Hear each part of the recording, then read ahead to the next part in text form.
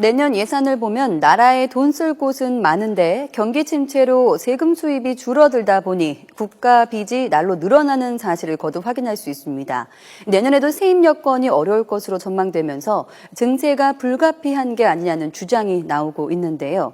하지만 정부는 현재로서는 증세가 없다는 입장이지만 증세 논란에 다시 불이 붙을 가능성이 제기되고 있습니다. 계속해서 송태엽 기자가 보도합니다.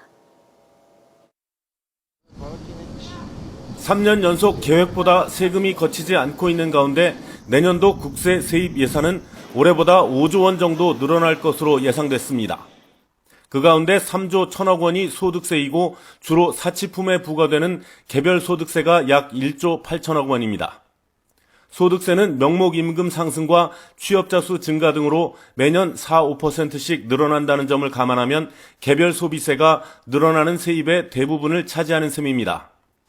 개별 소비세가 크게 늘어난 것은 정부가 내년부터 담배에 대해서 개별 소비세를 징수하기로 했기 때문입니다.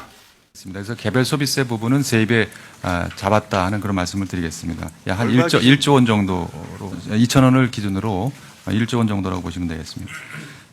하지만 담배세 같은 간접세는 정부 입장에서는 쉽게 세금을 거둘 수 있지만 저소득자일수록 소득에 비해 세부담이 높아지는 단점이 있습니다. 이에 따라 정부가 부족한 세수를 충당하려면 소득세나 법인세와 같은 직접세 인상을 본격 논의해야 한다는 주장도 나옵니다. 대부분의 세금 인상이 주로 저소득층에 집중되는 현상이 발생했습니다. 따라서 이러한 문제를 해결하려면 앞으로 증세 논의는 주로 고소득층이 부담하는 세금 중심으로 되어야 한다고 생각을 합니다. 최근에는 새누리당 김무성 대표가 복지 확대를 위한 증세를 언급하는 등 여당에서도 증세 필요성에 대한 목소리가 나오고 있습니다.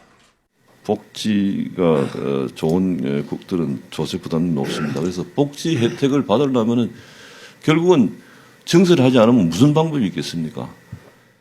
하지만 정부는 증세가 없다는 입장을 분명히 하고 있습니다. 최경환 경제부총리는 현재는 주세를 포함한 어떤 증세도 검토하고 있지 않으며 증세는 경기 회복 노력에 찬물을 끼얹게 된다고 밝혔습니다. 정부는 강도 높은 개혁을 통해 재정 안정성을 확보한다는 입장을 고수하고 있지만 내년도 세입 여건에 따라서 증세 논란에 다시 불이 붙을 수도 있을 것으로 보입니다. YTN 송태엽입니다.